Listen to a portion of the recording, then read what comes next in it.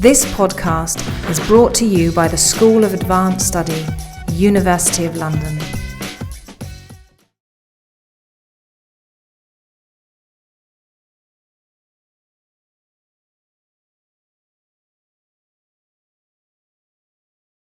Fields, which promises a vision of European cultures as in transformation and porous and open to the world. While my paper focuses on a particular novel in German by an author whose origins are in Turkey, my aim is to propose an approach to reading that I think will resonate with many of the papers to come, and already resonates with Monica's introduction. So my work is inspired by the philosophy of Gilles Deleuze and his collaborations with Félix Guattari, and in particular their non-representational approach to art and politics. Unlike the idea of minority culture, then, as representing minority identities or communities in both the aesthetic and the political senses, their notion of minor literature entails a non-representational approach that views literature as performative, experimental, and productive, as a direct material engagement with the world. This requires then a new approach, a new critical approach, one that suspends the recognition of response and resists analogies with the world we presume to know. It requires a response to the work's organisation of affect and its intimations of future perspectives that are not utopian but virtual, open to the possibility of new worlds.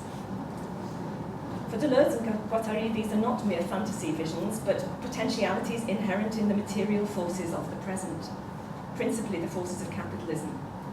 And this is why I've chosen to speak on a novel that begins with the experience of migrant labour in 1960s West Germany and goes to the heart of the limitations of representative politics and art.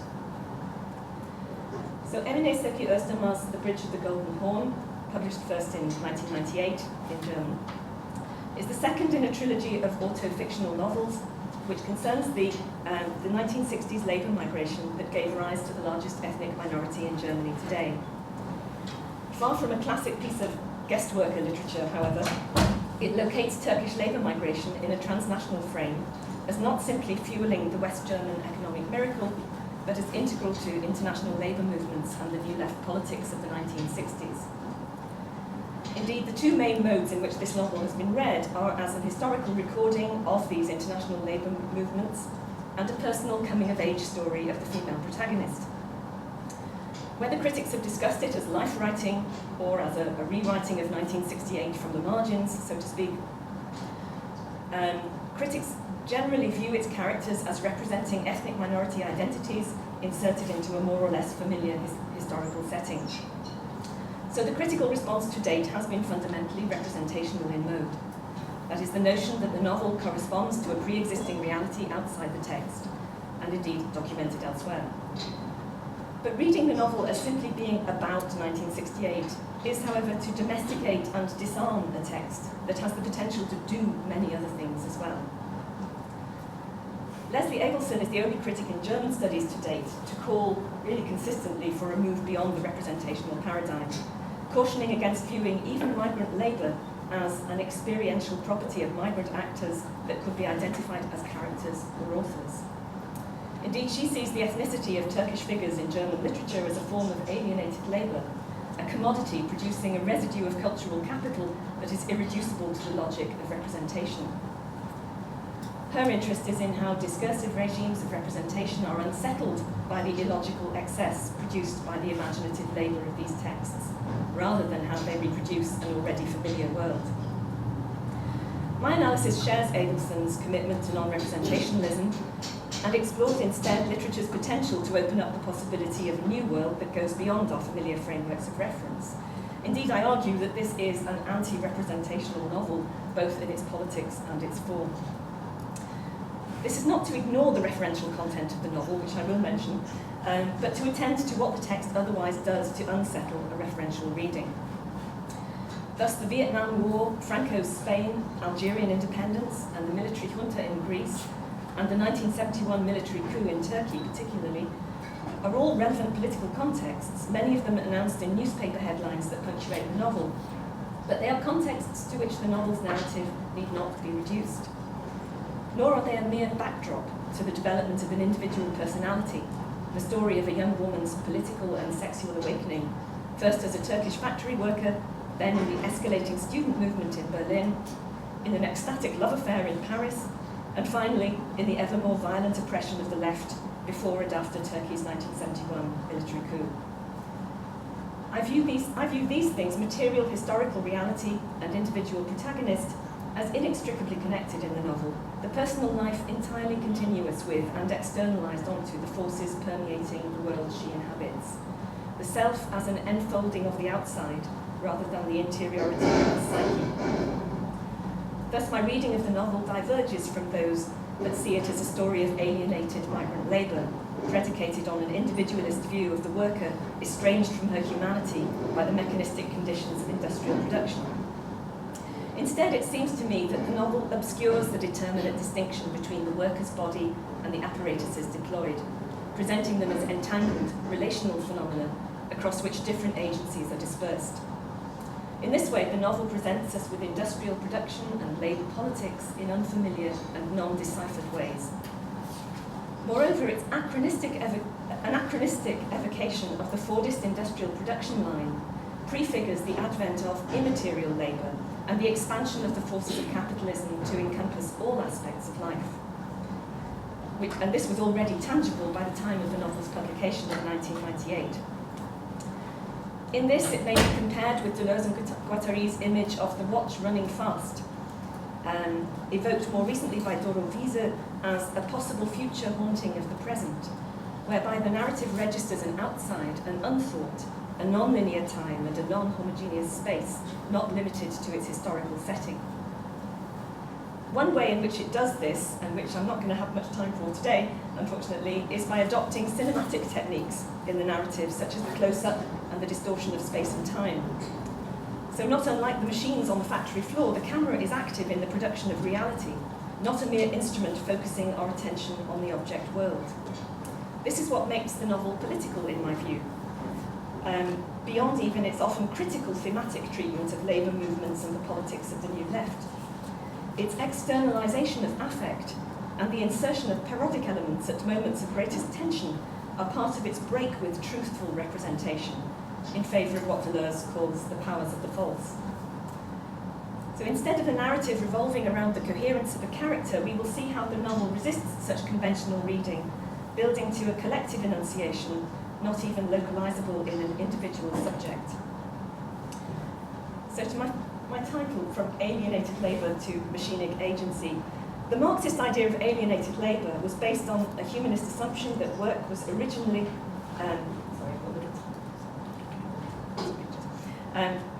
so this is the novel that was translated by Martin Chalmers in 2007. The Marxist idea of alienated labour was based on the humanist assumption that work was originally the expression of the worker's essential humanity, a link ruptured by wage labour and commodity production. The kind of production line piecework featured in the novel could therefore be seen as a classic instance of alienation. In post-structuralist critiques of capitalism, alienation is more commonly understood as interpolation, according to Althusser, or subjection to available subject positions not of the worker's making. Yet Maurizio Lazzarato recently drew attention to a neglected dimension of the production of subjectivity in capitalism, which he sees as a combination of social subjection and machinic enslavement. A long quote here from Lazzarato. He says, social subjection equips us with a subjectivity, assigning us an identity, a sex, a body, a profession, a nationality, and so on. In response to the needs of the social division of labour, it in this way manufactures individuated subjects, their consciousness, representations, and behaviour. But the production of the individuated subject is coupled with a completely different process and a completely different hold on subjectivity that proceeds through desubjectivation. Machinic enslavement dismantles the individual subject, the individuated subject, consciousness and representations, acting on both the pre-individual and super-individual levels. So social subjectivation is widely acknowledged in post-structuralist theory, but desubjectivation has yet to receive such critical attention, despite the many ways in which machinisms are part of our everyday lives, where humans and non-humans function together as component parts in corporate, welfare state, and media assemblages. Thus, capitalism has acquired a further means of producing docile subjects.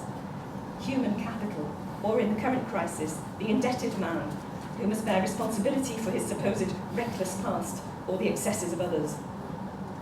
The term enslavement here is as used in cybernetics, meaning the management of the components of a system, a mode of command, regulation, and government assisted by technology, and as such a feature specific to capitalism. So whereas subjection creates individuals and maintains the subject-object distinction, enslavement produces what Deleuze has called dividuals. The dividual, this is Lazzarato talking about Deleuze here. The dividual does not stand opposite machines or make use of an external object. The dividual is contiguous with machines. Together they constitute a humans-machines apparatus in which humans and machines are but recurrent and interchangeable parts of a production, communications, consumption process. For Deleuze, the individual was the product of disciplinary societies, but the new digital controlled societies produce individuals subject to ever-changing demands and performance criteria. His 1990 essay, Postscript on Control Societies, is a chillingly prescient account of the transformation of societies in neoliberalism, in which the solidity of institutions is replaced by coexisting metastable states of a single modulation, a sort of universal transmutation. Recommended reading for anyone working in higher education in Britain today.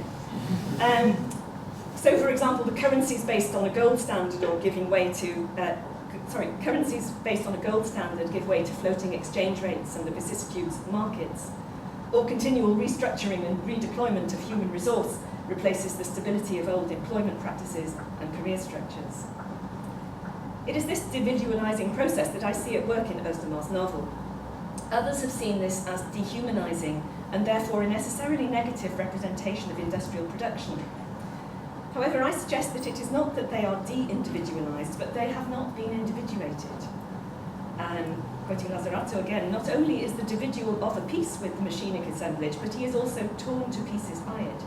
The component parts of subjectivity, intelligence, affects, sensations, cognition, memory, physical force are no longer unified in an I, they no longer have an individuated subject as referent. These molecular components are part of the assemblage or process itself. Lazzarato's analysis draws extensively on Deleuze's critique of capitalism, which, following Marx, is that there is no escape from its oppressive power, only the possibility of engaging with its flows and constraints. In its focus on the molecular and the pre-individual, Lazzarato's idea of machinic enslavement, it suggests a form of agency, or at least of operationality, though not that of human subjectivity. It resonates with the agential realism of the physicist and philosopher Karen Barad, who I only want to mention very briefly here, but I do want to flag her up as extremely important.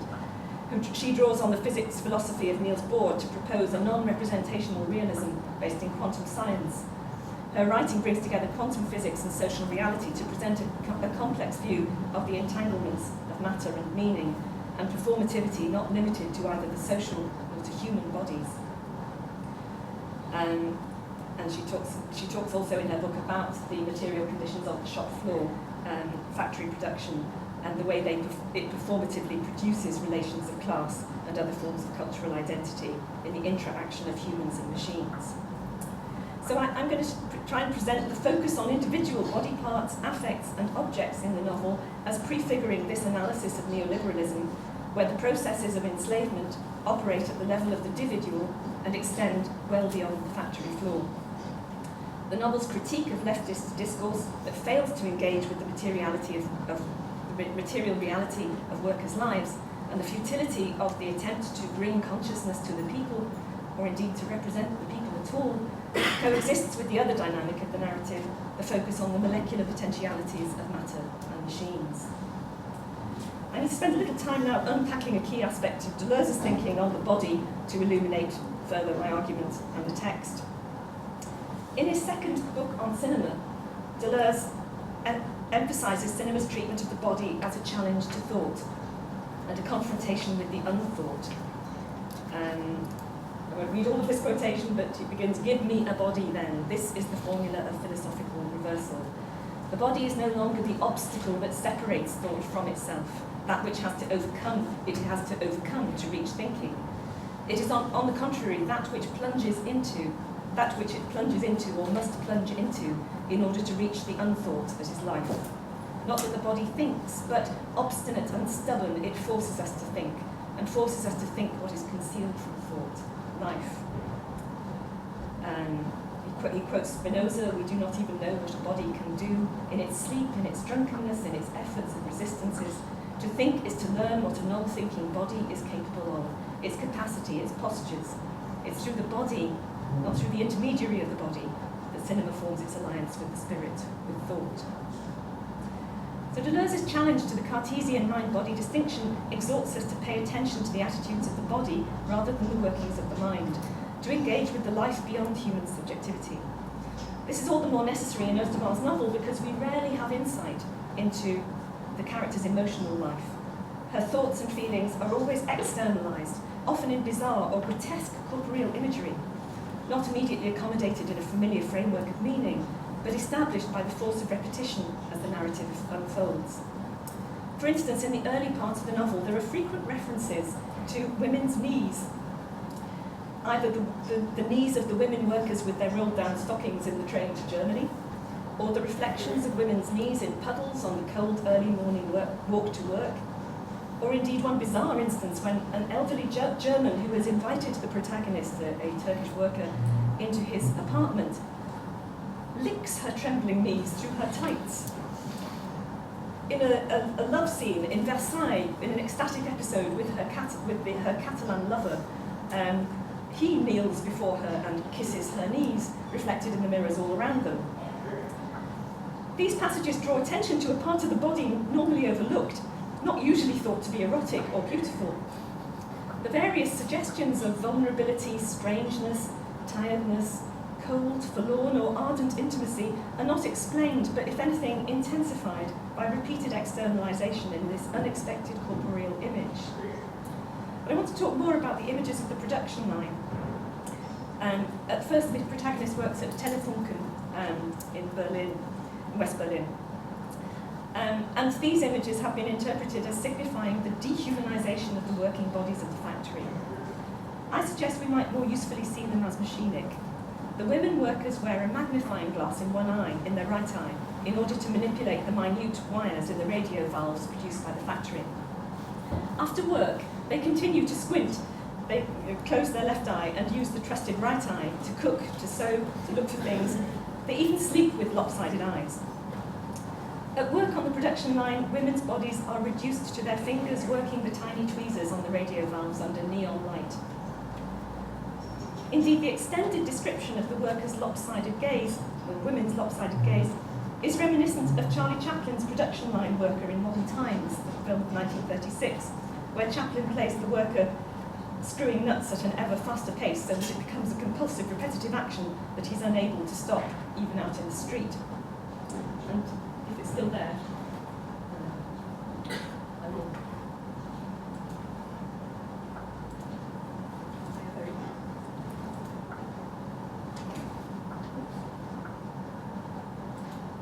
No sound, but you don't really need it. It's just music.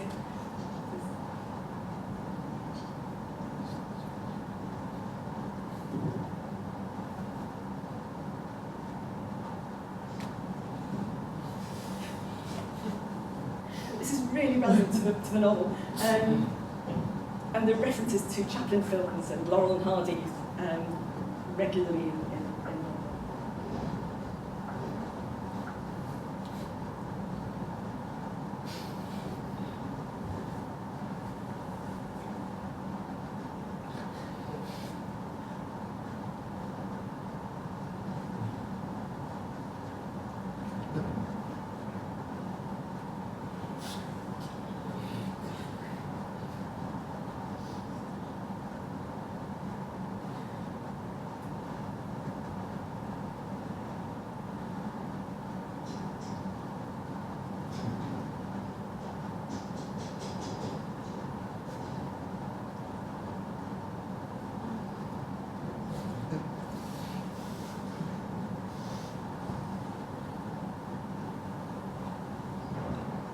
just want to wait for the time when, a few seconds, when he leaves the production line and he's still doing the same compulsive actions.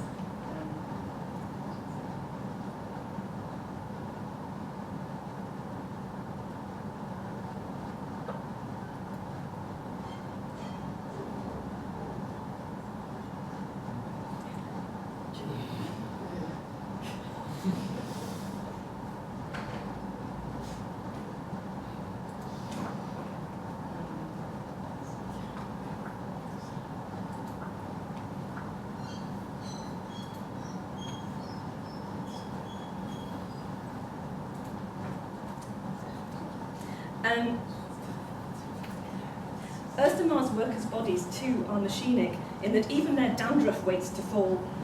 The mucus stays suspended in their noses, such is the concentration on their work. Instead of a metaphor for alienated labour, however, I see this as an instance of the worker-machine assemblage articulated as a simple series. So the body is neither separate from the machine.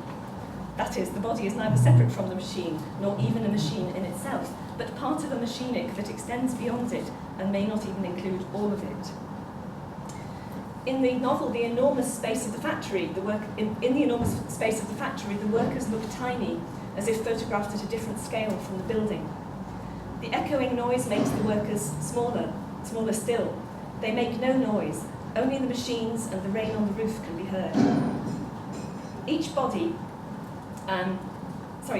is focused intently on its machine, even taking on the appearance of the machine when an error is pointed out by the foreman. If the wires in a machine had been drawn crooked, a foreman sometimes came and talked quietly to the worker, whose body at that moment also looked like a wire that is being stretched between two handles. At the end of the working week, they grease their machines and they leave with the grease still on their fingers, and the rain on greasy hands looks like a piece of butter sweating. There's an indistinct line then between the hand that greases the machine and the machine that makes the hand greasy, and the grease that is carried out into the rain even after the work is finished. Nature cannot wash away the effects of work now left on the body. Crucially, the worker-machine assemblages extend far beyond the industrial process itself, as the forces of capitalism come to encompass the rest of life. The workers employ the same dexterity in operating the cigarette machine as they do the radio valves. And going upstairs to the cigarette machine is timed exactly by the automatic light on the stairs, as the protagonist learns to her cost when she tries to pull out a second pack and is plunged into darkness on the way down.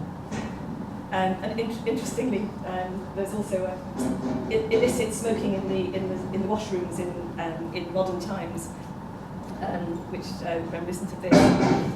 Even shopping at the department store Hertie is a mechanised process, illuminated by the same bright neon light as the factory, and described in terms that minimise human agency and emphasise only the workings of machines. The slicing machine worked. 4 slices, 5 slices, the greaseproof paper was shiny, the grease was shiny under the strip lights, the scales moved, the needle came to a stop, and the ballpoint of the sales assistant wrote the price in large figures on the paper. The connection is made between the production of goods and their circulation by means of the neon lights and the mechanised processes they share. But there's no pathos in this registering of machinic agency that would imply a dehumanising world. Rather, there takes place a defamiliarising and often comic decentering of human subjectivity amid industrial and non-industrial productive processes. Thus, the machinic that begins in the factory extends far beyond its confines, as figurative and literal meanings intermingle and coincide, and affect is dislodged from its subjective anchoring and released into the material world. In the factory, the attributes of the women are carried by their hair rather than on their faces, because their faces disappear while they work, because none of them see each other's faces, they just see the hair of the woman in front of them. Each one just sees the hair. While one was working, one forgot the faces of the other women. One saw nothing but hair, beautiful hair, tired hair, old hair, young hair, combed hair, falling out hair. They only see each other's faces when they go to the toilets to smoke. But even this feels like work, illuminated by the same harsh neon light. And then back on the production line, the women who have been smoking in the toilets are then visibly different from those who have not, by the nervous static in their hair. What could be seen as emotional states appear on the exterior of the body, and the work extends to the illicit smoking done in work time. When the protagonist returns to Istanbul later in the novel for the first time after a year in Berlin, her parents' excitement is externalized in the static charge in their hair. This is the second quote. Her parents' hair was electrified with excitement, which then also electrified my hair. So we walked, our hair twisted together down the street. There is actual static electricity in the women workers' hostel from the synthetic dressing gowns of the women themselves.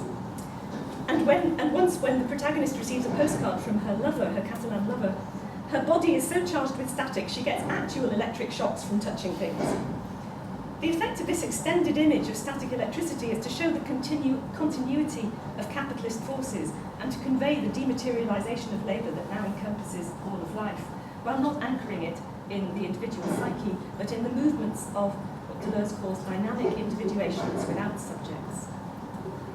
So where classic Marxist theory saw society as a molar structure divided by class conflict, Deleuze sees it as a collective assemblage determined by its points of instability, by its potentiality to coalesce around things other than class, nation, or ethnicity. And with its foregrounding of the non-human, and its externalization of affect, the novel prompts us to think differently about the politics of migrant labour as potentially creative experimentation with its force field, and with none of the pathos of exploitation and victimhood. Comes on my last major section now, art, politics, and the missing people. So having discussed the defamiliarizing body-machine assemblages in the novel, it now remains to connect them to the politics of a non-representational literature. For while it has been widely acknowledged that Özdamar's novel concerns leftist politics, I argue that its departure from representational aesthetics is part of a more fundamental critique of representational politics. The novel repeatedly satirizes the discourse and political commitment of the 68ers in Berlin, and then of the Turkish leftists with their determination to politicize the ordinary people and gain electoral victory for the Workers' Party back in Turkey. So the first part of the novel takes place broadly in Berlin, the second part in Turkey. The protagonist back in Turkey, in Istanbul, joins the Workers' Party and adopts their didactic aim to go to the people and bring them the proper consciousness. And the proper consciousness of the masses would bring the party of workers to power through elections. Bringing consciousness meant being able to speak so that the others listened to one. This aspiration rests on the fundamental paradigm of liberal democracy as representational, that of giving voice to an already constituted collective subject. This consciousness-raising enterprise turns out to be futile subsequently when the protagonist journeys to the Kurdish southeast of the country with a socialist friend, fellow student, where the impoverished peasants are indifferent to the young socialists' talk of American imperialism and laugh at their incitement to march on Ankara. They just say to the students, but we only have a pair of shoes with holes in them. To get to Ankara, we need many pairs of shoes. The leftist sloganizing of the novel with which she responds is exposed as naive, not least because its ready appeal is to mere consciousness and not to the material conditions of those it seeks to politicize. But it's also futile because it assumes the existence of a revolutionary people just waiting to be addressed. According to Deleuze, the catastrophes of the 20th century rendered impossible the creation of art that would address a revolutionary people. The only option open for a revolutionary art was to call into being a people who do not yet exist, to address the people who are missing. The novel's satirical critique of Turkish politics does not belittle the violence of the 1971 military coup, but its deliberately falsifying, often parodic narrative refuses to represent a people capable of resistance. Instead, it builds to a poignant lament that is unattributable to any actual subject depicted, and bespeaks the very absence of the people, as it also resists interpretation in a realist mode. In this latter part of the novel, then, set in the Kurdish southeast of Turkey, where devastating floods are exacerbating the peasants' poverty, Elizabeth Bow has detected a change of tone. She says the vein of comic irony gives way to bleak yet vivid images of poverty and oppression in a remote region where the population scratch a meagre existence under ubiquitous surveillance and where political assassination is an immediate threat. The agents of the state, who seemed merely comic in Paris earlier in the novel, are here all too frightening. But I would disagree, because it's precisely in this bleak political setting that the novel produces one of its more parodic effects, in the form of state surveillance by 6 identical plainclothes policemen who usually move around in a block, very reminiscent of the lodgers in Kafka's The Metamorphosis, everyone who knows that story. They are almost familiars, and they're referred to as our 6 plainclothes policemen, who turn up everywhere, whether offering the protagonist a light, following her friend Haidar into the bathhouse, or simultaneously raising their racquet glasses to the pair in a hotel bar. They can be outwitted and outmaneuvered at every turn, their collective presence posing no realistic threat. So this is how it's narrated. This is, if a hand comes from nowhere, suddenly a hand offered me a light. It was one of the 6 plainclothes policemen. I didn't draw the cigarette, the match burnt his finger. He laughed and sucked his fingers. Haidar came back from the baths and told me that one of the 6 plainclothes policemen had come naked into the baths and asked him, "Brother, may I soap your back?" Indeed, the general lack of contextualizing description, there are no kind of establishing shots in Özdamar's narrative. Just these details that are often really bizarre. In favour of these close-up details, is very reminiscent of Kafka's writing. His characters are sort of stranded in an incomprehensible world. And references to Laurel and Hardy and Charlie Chaplin films increase the sense of the absurd pervading the narrative. Even the real hardship and violence of the peasants' lives is presented in parodic juxtaposition with the contemporaneous American Apollo 7 space mission. As one Kurdish tailor remarks when the protagonist is holding forth and sloganizing at him, he says, "They fly to the moon, we're still walking."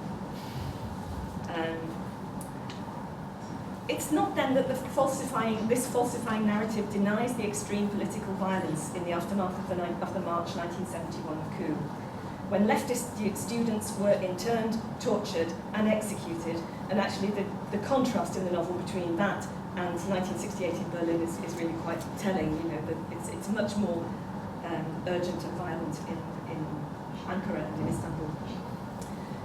But what is key to note here is that the political statement at the end of this novel issues not from a locatable subject or an already constituted political grouping, but it emerges in the depersonalized silent lament of the mothers of tortured leftist youth. It's a stream of consciousness spanning 2 pages, not anchored in any particular subjectivity, nor even syntactically complete. It begins with the protagonist saying they didn't say anything, but I heard their voices. If one loses one's children, one at first hopes to find them. And then it becomes increasingly syntactically incomplete. The man goes, a child dies, a woman weeps, a cat runs along the wall of the house, the smell of wood, alleys, oranges, clouds of linen, children not properly dried, smelling of soap, bird counting its feathers in poverty, with a pair of scissors that can cut off fear, dream living in the pupils of the eye, city, be silent, hear our song. We have long been living with the dead who have no grave. Look on our breasts, arms. We want our children living, living they were taken away. The milk they drank from our breasts came out of their nostrils. That's a particularly haunting image which comes from a Turkish idiom literally translated into German. In this lengthy passage, the novel addresses, I think, a missing people in Deleuze's terms. It lifts the narrative out of the first person and transports it into a collective assemblage of enunciation, though not of a collective that already exists. Literature for Deleuze, and I quote, exists only when it discovers beneath apparent persons the power of an impersonal, which is not a generality but a singularity at the highest point. A man, a woman, a beast, a stomach, a child. It is not the first 2 persons that function as the condition for literary enunciation. Literature begins only when a 3rd person is born in us, that strips us of the power to say, I. So this, I think, is how literature goes beyond representation of existing identities and states of the world, and directly engages with the world's potential to become other. And to conclude, I've argued today that Özdamar's novel is both a meditation on the transforming and transformative forces of capitalism and on the relationship between politics and art. It sheds critical light on the aesthetics of representationalism, the doomed project to take consciousness to the people, and enacts a non-representational aesthetic that is a provocation to thought. So more than just a rewriting of 1968, or even a call for international leftist solidarity, it opens up a new relationship between literature and life, and thus a new politics and new political possibilities. Ernest Schonfield has identified the socialist canon of literature in the novel, which is definitely present, as producing a sense of transnational community. But the literary references are not only leftist, and their effects are not only identity forming. Early in the novel, the protagonist is fascinated by Oscar Wilde's The Picture of Dorian Gray, which may seem an odd text to encounter in this novel. But it's read to her at night in the women's hostel when she first arrives in Berlin by her Turkish friend, Rizan. Central to Wilde's novel is Dorian Gray's agonised realisation that his portrait is changing, while he stays the same, giving rise to a meditation on the continuity between art and life, and on art's transformative potential. And I'd like to leave you with this quote from Dorian Gray. He found himself gazing at the portrait with a feeling of almost scientific interest. That such a change could have taken place was incredible to him, and yet it was a fact. Was there some subtle affinity between the chemical atoms that shaped themselves into form and colour on the canvas, and the soul that was within him? Could it be that what that soul thought, they realised? That what it dreamed, they made true?